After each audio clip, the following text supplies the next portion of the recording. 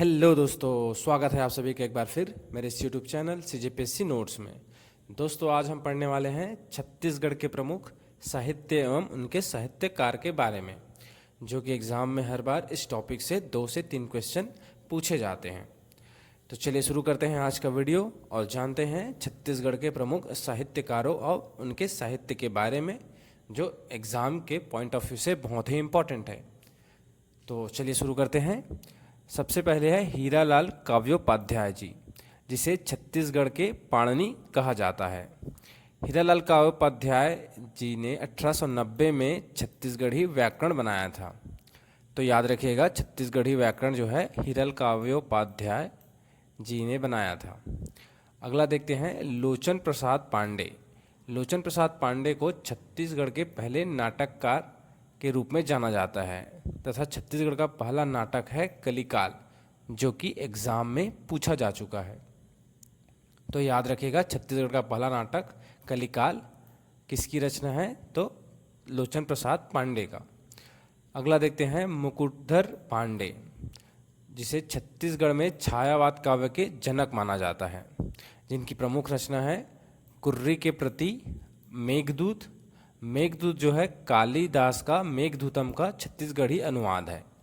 तो याद रखिएगा, छत्तीसगढ़ के छायावाद काव्य के जनक मुकुटधर पांडे। अगला देखते हैं बंशीधर पांडे। बंशीधर पांडे छत्तीसगढ़ के पहले उपन्यासकार हैं, जिसकी छत्तीसगढ़ के प्रथम कहानी लिखे हैं।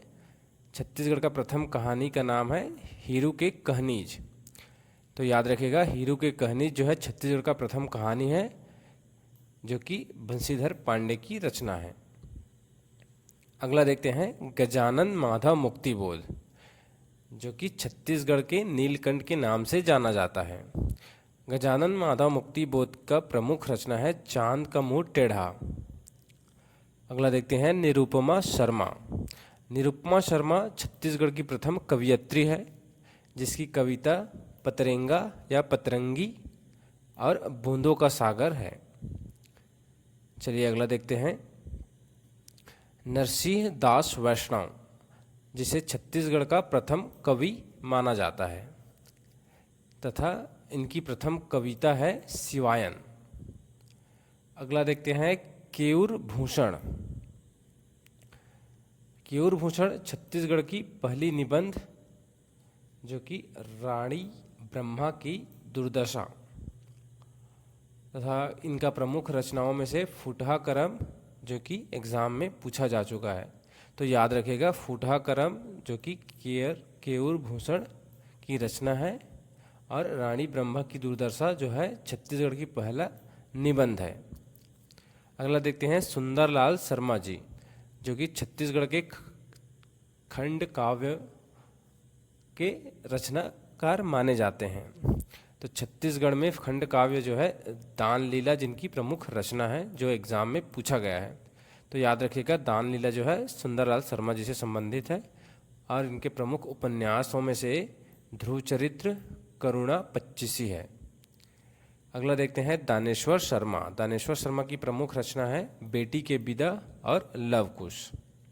तो याद रखिएगा, यह एग्ज़ाम में पूछा गया है, बेटी के विदा के रचनाकार कौन है?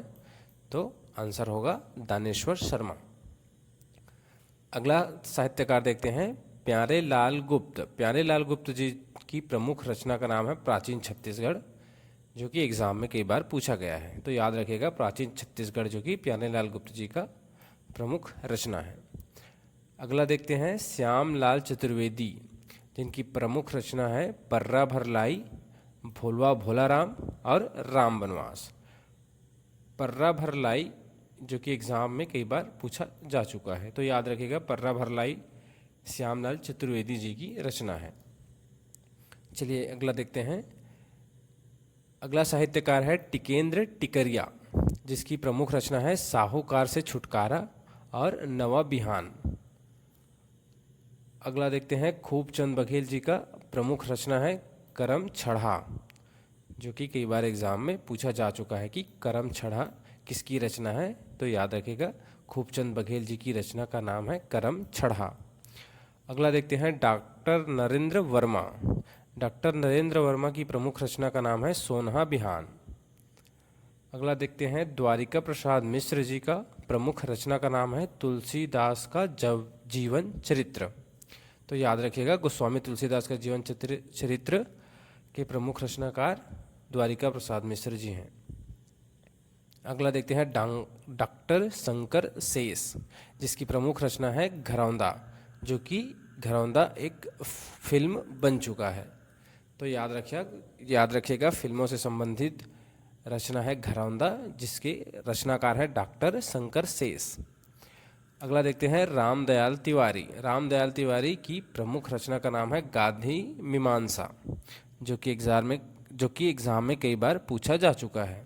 तो याद रखिएगा गांधी मीमांसा किनकी रचना है, तो रामदयाल तिवारी का। अगला देखते हैं गया प्रसाद बसेरिया। गया प्रसाद बसेरिया जी का प्रमुख रचना का नाम है महादेव के बिहाव।